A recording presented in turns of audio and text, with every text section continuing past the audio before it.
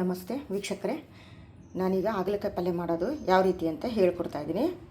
ಮೊದಲಿಗೆ ಏನೇನು ಇಂಗ್ರೀಡಿಯೆಂಟ್ಸ್ ಬೇಕು ಅಂದರೆ, ಹಾಗಲಕಾಯಿ ತೊಗೊಂಡಿದ್ದೀನಿ. ನಾನು ಹಾಗಲಕಾಯಿನ ಫಸ್ಟ್ ನಾನು ಕ್ಲೀನಾಗಿ ವಾಶ್ ಮಾಡಿ ನೋಡಿ, ಈ ಥರ ಬಲ್ತಿರೋ ಅಂಥ ಹಾಗಲಕಾಯಿ ಇರ್ತಾವಲ್ಲ, ಈ ಥರ ಕ್ಲೀನಾಗಿ ನೀವು ಬೀಜ ಬಿಡಿಸಿಡ್ಕೋಬೇಕು. ಯಾಕೆ ಬೀಜ ಬಿಡಿಸ್ಬೇಕು ಅಂದರೆ, ಈ ಪಲ್ಯ ಮಾಡುವಾಗ ನಿಮಗೆ ತಿನ್ನುವಾಗ ಬೀಜ ಸಿಕ್ತು ಅಂದರೆ ಕಟುಮ್ ಅನ್ನುತ್ತೆ. ಒಂದು ವಿಷದ ಅಂಶ ಜಾಸ್ತಿ ಇರೋದ್ರಿಂದ ಅದಕ್ಕೋಸ್ಕರ ಇದನ್ನು ನೀವು ಈ ಥರ ಕ್ಲೀನಾಗೆ ನೋಡಿ ಈ ರೀತಿ ಬಿಡಿಸಿಡ್ಕೋಬೇಕು. ನೋಡಿ ಪ್ರತಿಯೊಂದನ್ನು ನೋಡಿ ರಿಂಗ್ ಥರ ನೋಡಿ, ನಾನು ರಿಂಗ್ ಥರ ಬಿಡಿಸಿದ್ದೀನಿ. ಈ ರೀತಿ ಕ್ಲೀನಾಗಿ ಬಿಡಿಸಿಟ್ಕೊಳ್ರಿ. ಇದಕ್ಕೆ ಏನೇನು ಬೇಕು ಇಂಗ್ರೀಡಿಯೆಂಟ್ಸು ಅಂದರೆ, ಮೊದಲಿಗೆ ಹುಣಸೆ ಹಣ್ಣು ನೋಡಿ, ಒಂದು ಬೌಲಿ ಹುಣಸೆ ಹಣ್ಣು ತೊಗೊಂಡಿದ್ದೀನಿ. ಈರುಳ್ಳಿ, ಟೊಮೊಟೊ, ಅರಿಶಿಣ, ಖಾರದ ಪುಡಿ, ಸಾಸಿವೆ, ಬಿಳಿ ಎಳ್ಳು ಇದಕ್ಕೆ ಬೇರೆ ಟೇಸ್ಟು ಫ್ಲೇವರು ಕೊಡುತ್ತೆ. ಜೊತೆಗೆ ಜೀರಿಗೆ, ಗಟ್ಟಿ ಸಾಂಬಾರು ಪುಡಿ ಇದ್ದರೆ ಸರಿ, ಇಲ್ಲದೆ ಹೋದರೆ ಗರಂ ಮಸಾಲ ಹಾಕ್ಕೋಬೋದು ನೀವು. ಶೇಂಗಾ, ಹಸಿಶುಂಠಿ ಬೆಳ್ಳುಳ್ಳಿ ಪೇಸ್ಟ್, ಕೊತ್ತಂಬರಿ, ಕರಿಬೇವು, ಕೊನೆಗೆ ಬೆಲ್ಲ ತೊಗೊಂಡಿದ್ದೀನಿ. ಈಗ ಮೊದಲಿಗೆ ಏನೇನು ಮಾಡಬೇಕು ಅನ್ನೋದನ್ನು ಹೇಳ್ತಾ ಇದ್ದೀನಿ. ನೋಡಿ ಮೊದಲಿಗೆ ನಾನು ಒಂದು ಬಾಣಲಿ ಇಟ್ಕೊಂಡಿದ್ದೀನಿ, ಮಣ್ಣಿಂದು. ನಾನು ಅಡುಗೆ ಮಾಡೋದು ಮಣ್ಣಿಂದಲ್ಲ ಯಾವಾಗಲೂ. ಮೊದಲಿಗೆ ಶೇಂಗಾ ಹುರ್ಕೊತೀನಿ ನಾನು. ಶೇಂಗಾನ ನೀವು ಹುರ್ಕೊಂಡು ಅದ್ರ ಜೊತೆಗೆ ನೋಡಿ ಏನು ಹೇಳ್ಬೇಕು ಅಂದರೆ, ಮೊದಲಿಗೆ ಯಾವುದೇ ಪಲ್ಯ ಮಾಡಿ ಗಾಯ್ಸ್, ನೀವು ಯಾವುದೇ ಪಲ್ಯ ಮಾಡಿ ಅದಕ್ಕೆ ಶೇಂಗಾ ಹುರಿದು ಜೊತೆಗೆ ಬಿಳಿ ಎಳ್ಳನ್ನು ನೀವು ಹುರಿದು ಅದನ್ನು ಪೌಡ್ರ್ ಥರ ಮಾಡಿ ನೀವು ಇದಕ್ಕೆ ಹಾಕ್ಕೊಳ್ರಿ. ಪಲ್ಯಗೆ ಯಾವುದೇ ಪಲ್ಯ ಮಾಡಿ ಆ ಪಲ್ಯಗೆ ಹಾಕ್ಕೊಳ್ರಿ. ಆ ಟೇಸ್ಟು, ಆ ಫ್ಲೇವರು ನಿಜವಾಗ್ಲೂ ಭಟ್ರು ಮಾಡಿರ್ತಾರಲ್ಲ ಆ ಟೇಸ್ಟ್ ಬರುತ್ತೆ ನಿಮಗೆ. ಶೇಂಗಾನ ಯಾಕೆ ಹುರ್ಕೋಬೇಕು ಅಂದರೆ, ಹಂಗೆ ಹಾಕ್ಕೋಬೋದು, ಏನೂ ತೊಂದರೆ ಇಲ್ಲ. ಅದು ಹಂಗೆ ಹಾಕ್ಕೊಂಡ್ರೆ ಏನಾಗ್ಬಿಟ್ಟು ಗೊತ್ತಾ, ಮುದ್ದೆ ಥರ ಆಗಿಬಿಡುತ್ತೆ. ನೀವು ಪೇಸ್ಟ್ ಮಾಡ್ಕೊಳ್ಳೋಕ್ಕೆ ಉದುರಾಗಿ ಪೇಸ್ಟ್ ಬರೋದಿಲ್ಲ, ಮುದ್ದೆ ಥರ ಆಗೋಗ್ಬಿಡುತ್ತೆ. ಅದಕ್ಕೋಸ್ಕರ ಈ ರೀತಿ ನೀವು ಕ್ಲೀನಾಗಿ ಹುರ್ಕೋಬೇಕು. ಇದ್ರ ಜೊತೆಗೆ ಇದು ನೋಡಿರಿ, ಚಟಪಟ ಅಂತ ಸಿಡಿದು ಫುಲ್ ಓಪನ್ ಆಗಬೇಕು. ಇದು ಓಪನ್ ಆದಮೇಲೆ ಎಳ್ಳನ್ನು ಹುರ್ಕೊತೀನಿ. ಇದ್ರ ಜೊತೆಗೆ ನೋಡಿ ಈ ಥರ ಸಿಪ್ಪೆ ಓಪನ್ ಆಗಿದೆ, ಈ ರೀತಿ ಕ್ಲೀನಾಗಿ ನಾನು ಹುರ್ಕೊಂಡಿದ್ದೀನಿ. ಈಗ ಇದ್ರ ಜೊತೆಗೆ ನಾನು ಎಳ್ಳನ್ನ ಹಾಕ್ಕೊತೀನಿ. ಇದ್ರ ಜೊತೆಗೆ ಸ್ವಲ್ಪ ಜೀರಿಗೆ ಹಾಕ್ಕೊತೀನಿ, ಜಾಸ್ತಿ ಹಾಕೊಳ್ಳೋದಿಲ್ಲ, ಏಕೆಂದರೆ ಪಲ್ಯಗೆ ಒಗ್ಗರಣೆ ಹಾಕುವಾಗ ಸ್ವಲ್ಪ ಹಾಕ್ಕೊತೀನಿ. ನೋಡಿ ಇಷ್ಟೊಂದು ಹಾಕ್ಕೊಳ್ಳಲ್ಲ, ಸ್ವಲ್ಪ ಹಾಕ್ಕೊತೀನಿ. ಇಷ್ಟನ್ನು ನಾನು ಹುರಿದಿಡ್ಕೊತೀನಿ. ಏಕೆಂದ್ರೆ ತಕ್ಷಣ ಗ್ಯಾಸ್ ಆಫ್ ಮಾಡ್ಕೊತೀನಿ, ಏಕೆಂದರೆ ಎಳ್ಳು ಚಟಪಟ ಅಂತ ಸಿಡಿದ್ಬಿಡುತ್ತೆ. ಅದಕ್ಕೋಸ್ಕರನೇ ಫಸ್ಟ್ ನಾವು ಶೇಂಗಾನ ಫಸ್ಟೇ ಹುರ್ಕೊಂಡ್ಬಿಡ್ತೀವಿ, ಏಕೆಂದರೆ ಎಳ್ಳು ಸಿಡಿದೋಗ್ಬಿಡುತ್ತಲ್ಲ.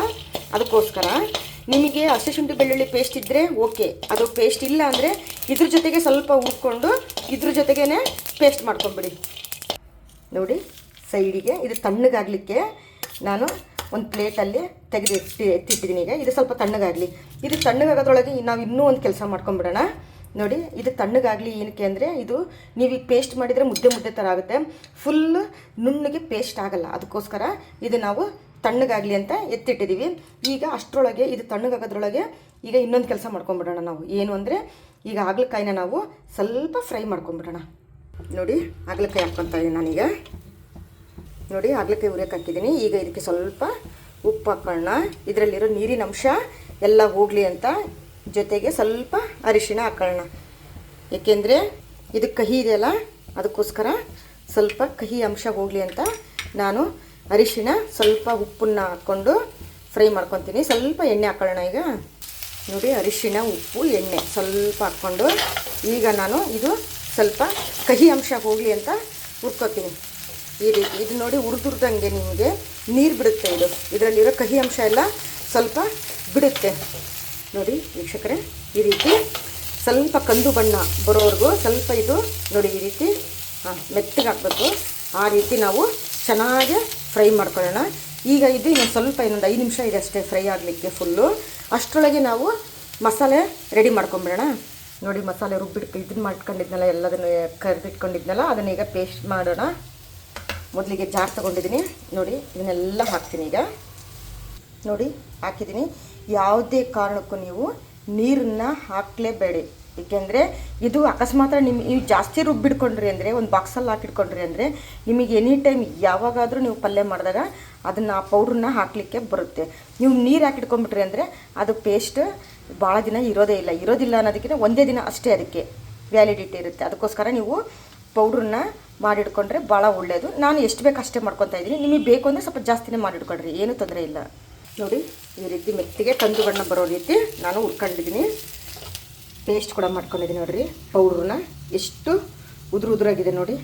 ಈ ರೀತಿ ಯಾವುದೇ ಕಾರಣಕ್ಕೂ ನೀರು ಹಾಕ್ಕೋಬೇಡಿ, ಹೇಳಿದ್ನಲ್ಲ. ಈಗ ಇದು ಹುರಿದಿದೆ, ಇದನ್ನೀಗ ಒಂದು ಸಪ್ರೇಟ್ ಒಂದು ಪ್ಲೇಟಿಗೆ ನಾನು ಎತ್ತಿಡ್ಕೊತೀನಿ. ಈ ರೀತಿ ನೋಡಿ, ಈ ರೀತಿ ಎತ್ತಿಡ್ಕೊಂಡಿದ್ದೀನಿ. ಈಗ ಪಲ್ಯಗೆ ಯಾವ ರೀತಿ ಒಗ್ಗರಣೆ ಹಾಕೋದು ಅನ್ನೋದನ್ನು ಹೇಳ್ತೀನಿ. ಇದೇ ಬಾಣಲಿ ಇಟ್ಕೊಂಡಿದ್ದೀನಿ. ಇದೇ ಬಾಣಲಿಗೆ ನಾನೀಗ 2 ರಿಂದ 3 ಸ್ಪೂನ್ ಎಣ್ಣೆ ಹಾಕ್ಕೋತೀನಿ. ನೋಡಿ, ಎಣ್ಣೆ ಕಾದಿದೆ. ಈಗ ಮೊದಲಿಗೆ ಸಾಸಿವೆ ಹಾಕ್ಕೋತೀನಿ. ಚಟಪಟ ಅಂತ ನೋಡಿ ಸಿಡಿತಾ ಇದೆ. ಈಗ ಜೀರಿಗೆ ಹಾಕ್ಕೋತೀನಿ. ನಂತರ ಈರುಳ್ಳಿ ಹಾಕ್ಕೋತೀನಿ. ಹಸಿ ಶುಂಠಿ ಬೆಳ್ಳುಳ್ಳಿ ಪೇಸ್ಟನ್ನ ಈಗಲೇ ಹಾಕ್ಕೊಂಡ್ರೆ ಹೇಳಿದ್ನಲ್ಲ ಮುಖಕ್ಕೆ ಸಿಡಿದ್ಬಿಡುತ್ತದು. ಏಕೆಂದರೆ ಅದರಲ್ಲಿ ಹಸಿ ಅಂಶ ಇರೋದ್ರಿಂದ ಮೊದಲು ಸ್ವಲ್ಪ ಈರುಳ್ಳಿನ ಹಾಕ್ಕೊಂಡು ಸ್ವಲ್ಪ ಈ ಥರ ಮಿಕ್ಸ್ ಮಾಡಿಕೊಂಡು ಇದಾದ ನಂತರ ಈಗ ಹಸಿ ಶುಂಠಿ ಬೆಳ್ಳುಳ್ಳಿ ಪೇಸ್ಟನ್ನು ಹಾಕ್ಕೋತೀನಿ. ಈಗ ಈರುಳ್ಳಿನ ನಾವೀಗ ಕಂದು ಬಣ್ಣ ಬರೋವರೆಗೂ ಸ್ವಲ್ಪ ಚೆನ್ನಾಗೇ ಬೇಯಿಸ್ಕೋಬೇಕು. ನೋಡಿರಿ, ಈರುಳ್ಳಿ ಈಗ ಕಂದು ಬಣ್ಣ ಬರೋವರೆಗೂ ನಾನು ಚೆನ್ನಾಗಿ ಫ್ರೈ ಮಾಡ್ಕೊಂಡಿದ್ದೀನಿ. ಈಗ ಟೊಮೊಟೊ ಹಾಕ್ಕೊತೀನಿ. ಟೊಮೊಟೊ ಮೆತ್ತಿಗೆ ಹಣ್ಣಾಗಿರಬೇಕು. ಅದು ಏಕೆಂದರೆ ಅದರಲ್ಲಿರೋದು ಹುಳಿ ಅಂಶ ಬಿಡ್ಕೊಂಡ್ರೆ ನಿಮಗೆ ಪಲ್ಯಗೆ ಚೆನ್ನಾಗಿ ಟೇಸ್ಟ್ ಬರುತ್ತೆ. ಆಮೇಲೆ ಇದನ್ನು ಭಾಳ ನೀಟಾಗಿ ಭಾಳ ಸ್ಮೂತಾಗಿ ನೀವು ಬೇಯಿಸ್ಕೋಬೇಕು. ಸ್ಮೂತ್ ಅಂದರೆ ಭಾಳ ಸ್ಮೂತಾಗಿ ಬೇಯಿಸ್ಕೋಬೇಕು. ಒಂದು ಟೊಮೊಟೊ ಒಂದು ಈರುಳ್ಳಿ ಪಲ್ಯದಾಗ ಸಿಗಬಾರ್ದು ನೋಡಿ ನಿಮಗೆ. ಆ ರೀತಿ ನಾವು ಚೆನ್ನಾಗಿ ಬೇಯಿಸ್ಕೊಳ್ಳೋಣ. ಈಗ ಇದಕ್ಕೆ ಉಪ್ಪು ಹಾಕೊಳ್ಳೋಣ. ನೋಡಿ, ಉಪ್ಪು ಹಾಕ್ಕೊತಾ ಇದ್ದೀನಿ. ಈಗ ನಾನು ಕರಿಬೇವನ್ನ ಹಾಕ್ಕೊತೀನಿ. ನೋಡಿ, ಈಗ ನಾನು ಖಾರ ಪುಡಿ ಹಾಕ್ಕೊತೀನಿ. ಇದು ಖಾರ ಪುಡಿ ಏನಕ್ಕೆ ಜಾಸ್ತಿ ಹಾಕ್ಕೊತೀನಿ ಅಂದರೆ ನಮ್ಮದು ಖಾರ ಪುಡಿ ಅಷ್ಟು ಖಾರ ಇಲ್ಲ. ಬ್ಯಾಡಗಿ ಮೆಣಸಿನ್ಕಾಯಿ ಖಾರ ಪುಡಿ ಆಗಿರೋದ್ರಿಂದ ಖಾರ ಜಾಸ್ತಿ ಇಲ್ಲ. ನೀವು ನಿಮ್ಮ ಅಳತೆಗೆ ನಿಮ್ಮ ಖಾರ ಪುಡಿ ಯಾವ ಖಾರದಲ್ಲಿದೆ ಕನ್ಸಿಸ್ಟೆನ್ಸಿ ನೋಡಿಕೊಂಡು ನೀವು ಖಾರ ಪುಡಿನ ಹಾಕ್ಕೊಳ್ರಿ. ಈಗ ನಾನು ಗಟ್ಟಿ ಸಾಂಬಾರು ಪುಡಿ ಹಾಕ್ಕೊತೀನಿ. ಹೇಳಿದ್ನಲ್ಲ, ಗಟ್ಟಿ ಸಾಂಬಾರು ಪುಡಿ ಇದು ನಾನು ಮನೆಯಲ್ಲೇ ಮಾಡಿರೋವಂಥದ್ದು. ನಿಮಗೆ ಸಾಂಬಾರು ಪುಡಿ ಇದ್ದರೆ ಸರಿ, ಇಲ್ಲದೆ ಹೋದರೆ ನೀವು ಗರಂ ಮಸಾಲ ಹಾಕ್ಕೊಂಡು ಅದ್ರ ಜೊತೆಗೆ ಕೊತ್ತಂಬರಿ ಕಾಳು ಪೌಡ್ರನ್ನ ಹಾಕ್ಕೊಂಡು ಈ ರೀತಿ ಮಸಾಲಾನ ಮಿಕ್ಸ್ ಮಾಡ್ಕೊಳ್ಳಿ. ಈಗ ನಾನು ಸ್ವಲ್ಪ ಅರಿಶಿಣ ಹಾಕ್ಕೊತೀನಿ, ಒಂದು ಅರ್ಧ ಸ್ಪೂನಷ್ಟು. ನೋಡಿ, ಅರ್ಧ ಸ್ಪೂನ್ ಅರಿಶಿಣ ಹಾಕ್ಕೊಂಡೆ. ಈಗ ಹುಣಸೆ ಹಣ್ಣು ಹಾಕ್ಕೊತೀನಿ. ನೋಡಿ, ನಾನು ಹೌದಾ ಹುಣಸೆ ಹಣ್ಣು ಹಾಕ್ಕೊಂಡೆ. ಈಗ ಇದು ಚೆನ್ನಾಗಿ ಬೇಯಿಸೋಣ. ನೋಡಿ, ಸ್ವಲ್ಪ ಈಗ ನೀರು ಕೂಡ ಹಾಕ್ಕೊತೀನಿ ನಾನು. ನೋಡಿ, ಈ ರೀತಿ ಗ್ರೇವಿ ಬರಬೇಕು. ಚೆನ್ನಾಗಿ ಬೇಯಿಸ್ಕೋಬೇಕು ನೀವು. ಇದಕ್ಕೆ ಯಾವುದೇ ಕಾರಣಕ್ಕೂ ಈಗಲೇ ನೀವು ಯಾವುದೇ ಕಾರಣಕ್ಕೂ ಹೇಳಿದ್ನಲ್ಲ, ಶೇಂಗಾ ಪುಡಿ ಮಾಡ್ಕೊಂಡಿರ್ತೀರಲ್ಲ ಅದನ್ನು ಹಾಕಕ್ಕೆ ಹೋಗ್ಬೇಡ್ರಿ. ಅದನ್ನು ಕೊನೆಯದಾಗ ಹಾಕಬೇಕು. ಈ ರೀತಿ ಬೇಯಿಸ್ಕೊಂಡು ಈಗ ಬೆಲ್ಲ ಹಾಕ್ತೀನಿ. ನೋಡಿ, ನಾನು ಬೆಲ್ಲ ಅದು ನಿಮ್ಮ ಇಷ್ಟ. ಬೆಲ್ಲ ಬೇಕು ಅಂದರೆ ಹಾಕ್ಕೊಳ್ರಿ, ಇಲ್ಲದೆ ಹೋದರೆ ಬೇಡ. ಯಾಕಂದರೆ ಶೇಂಗಾ ಅದನ್ನೆಲ್ಲ ಹಾಕಿರ್ತೀನಲ್ಲ, ಹಂಗಾಗಿ ನಿಮಗೇನು ಅದನ್ನು ಹುರ್ಕೊಂಡಿರೋದ್ರಿಂದ ಕೂಡ ನಿಮಗೆ ಕಹಿ ಅನಿಸೋದಿಲ್ಲ. ಮಕ್ಕಳು ಮತ್ತು ತಿನ್ನಬೇಕು. ಕೆಲವು ಮಕ್ಕಳು ಇಲ್ಲ ನನಗೆ ಕಹಿ ಅಂತ ಹೇಳೋದು ಮೈಂಡ್ ಸೆಟ್ ಮಾಡ್ಕೊಂಡ್ಬಿಟ್ಟಿರ್ತಾರೆ. ಇದು ಕಹಿಯಾಗಿದೆ ಪಲ್ಯ, ನಂಗೆ ಅದು ಬೇಡ ಅನ್ನೋದನ್ನು ಫಿಕ್ಸ್ ಮಾಡ್ಕೊಂಡಿರ್ತಾರಲ್ಲ, ಅವ್ರಿಗೋಸ್ಕರನಾದರೂ ನೀವು ಬೆಲ್ಲ ಹಾಕಿ. ನಿಜವಾಗ್ಲೂ ಈ ಪಲ್ಯ ನೀವು ಮಾಡಿಕೊಡಿ, ಯಾವುದೇ ಕಾರಣಕ್ಕೂ ಮಕ್ಕಳು ಕಹಿ ಅನ್ನೋದೇ ಇಲ್ಲ. ಅಷ್ಟು ಚೆನ್ನಾಗಿ ಇಷ್ಟಪಟ್ಟು ತಿಂತಾರೆ. ನೋಡಿ, ಈ ರೀತಿ ಏನು ಉಳಿದಿಲ್ಲ, ಎಲ್ಲ ಚೆನ್ನಾಗಿ ಸ್ಮ್ಯಾಶ್ ಥರ ಬೆಂದಿದೆ. ಈಗ ನಾನು ಹಾಗಲಕಾಯಿನ ಹಾಕ್ಕೋತೀನಿ. ನೋಡಿ, ಈ ರೀತಿ ಚೆನ್ನಾಗಿ ಮಿಕ್ಸ್ ಮಾಡ್ಕೊಳ್ಳೋಣ. ಈಗ ಇದಕ್ಕೆ ಇನ್ನೂ ಒಂದು ಸ್ವಲ್ಪ ನಾನು ನೀರು ಹಾಕ್ಕೊತೀನಿ. ನೋಡಿ, ಈ ರೀತಿ ಇನ್ನೂ ಒಂದು ಸ್ವಲ್ಪ ನಾನು ನೀರು ಹಾಕ್ಕೊಂಡು ಈಗ ಕೊತ್ತಂಬರಿ ಸೊಪ್ಪು ಹಾಕ್ಕೊಂಡು ಚೆನ್ನಾಗಿ ಮಿಕ್ಸ್ ಮಾಡಿ ಒಂದು 10 ನಿಮಿಷ ನಾನು ಲಿಡ್ ಕ್ಲೋಸ್ ಮಾಡ್ತೀನಿ. ನೋಡಿ, ಈ ನೀರು ಆಗದಂಗೆ ಆಗ್ಬಿಟ್ಟಿರ್ತೈತೆ ಪಲ್ಯ. ಯಾಕೆಂದರೆ ನಾವು ಇನ್ನು ಶೇಂಗಾ ಪೌಡ್ರ್ ಹಾಕಿಲ್ವಲ್ಲ, ಅದಕ್ಕೋಸ್ಕರ ಈ ರೀತಿ ನೀರು ಆಗಿಬಿಟ್ಟಿರುತ್ತೆ. ಫಸ್ಟ್ ನಾವು ಏನು ಮಾಡೋಣ, ಅದನ್ನು ಪೌಡ್ರ್ ಹಾಕೋದು ಬೇಡ. ಈಗ ಒಂದು ಸ್ವಲ್ಪ ಹೊತ್ತಿದ್ದನ್ನ ಲಿಡ್ ಕ್ಲೋಸ್ ಮಾಡಿ. ನೋಡಿ, ಈ ರೀತಿ ಲಿಡ್ ಕ್ಲೋಸ್ ಮಾಡಿ ನಾವೀಗ ಒಂದು ಸ್ವಲ್ಪ ಹೊತ್ತು ಬೇಯಲಿಕ್ಕೆ ಇಡೋಣ. ಆಮೇಲೆ ಲಾಸ್ಟಿಗೆ ಕೊನೆಯದಾಗ ಅದನ್ನು ಹಾಕಿ ಇನ್ನೊಂದು 5 ನಿಮಿಷ ಬೇಯಿಸೋಣ ಅಂತ. ಈಗ 10 ನಿಮಿಷ ನಾನು ಬೇಯಲಿಕ್ಕೆ ಇಟ್ಟಿದ್ದೀನಿ, ಮೀಡಿಯಮ್ ಸಿಮ್ಮಲ್ಲಿ ಇಟ್ಟಿದ್ದೀನಿ. ನೋಡಿ ವೀಕ್ಷಕರೇ, 10 ನಿಮಿಷ ಆಯಿತು. ಈಗ ತೆಗೆದಿದ್ದೀನಿ ನಾನು. ವಾವ್, ನೋಡಿ ಸ್ಮೆಲ್ಲೇ ಗಮ್ಮಂತ ಇದೆ ನಿಜ. ಯಾವ ಮಕ್ಕಳು ತಿನ್ನಲ್ಲ ರೀ, ಯಾವ ಪಲ್ಯನೂ ಕಹಿ ಇಲ್ಲ, ಏನಿಲ್ಲ. ಇದು ಅಷ್ಟು ಚೆನ್ನಾಗಾಗಿದೆ. ಈಗ ಕೊನೆಗೆ ನಾವು ಟಚಪ್ ಅಂತಾರಲ್ಲ ಆ ರೀತಿ ನೋಡಿ ಇದನ್ನು ಹಾಕೋಣ. ಪೌಡ್ರನ್ನ ಇದನ್ನು ಹಾಕಿ ಕ್ಲೀನಾಗಿ ಮಿಕ್ಸ್ ಮಾಡಿ ಒಂದು 4 ರಿಂದ 5 ನಿಮಿಷ ಬೇಯಿಸಿದರೆ ಸಾಕು. ಆಯಿತಾ? ಇಷ್ಟು ಮಾಡಿ ಲಿಡ್ ಕ್ಲೋಸ್ ಮಾಡೋಣ ಅಂತ ಸ್ವಲ್ಪ ಕ್ಲೀನಾಗಿ ಮಿಕ್ಸ್ ಮಾಡ್ಕೊಳ್ಳೋಣ. ನೋಡಿ, ಚೆನ್ನಾಗಿ ಮಿಕ್ಸ್ ಮಾಡ್ಕೊಂಡಿದ್ದೀನಿ. ನಿಮಗೆ ಅನಿಸುತ್ತೆ ಯಾವ ನೋಡಿದ್ರು ಬಟ್ರು ಮಾಡಿದ್ದು ಎಷ್ಟು ಚೆನ್ನಾಗಿರುತ್ತೆ, ಎಷ್ಟು ಮಂದಗಿರುತ್ತೆ, ಆ ಕಲರೇ ಶೇಪೇ ಚೇಂಜ್ ಇರುತ್ತೆ, ನಮ್ದು ಯಾಕೆ ಆ ರೀತಿ ಇರಲ್ಲ. ನೋಡಿ, ಅವ್ರಿಷ್ಟೇ ಪ್ಲ್ಯಾನ್, ಏನೂ ಇಲ್ಲ.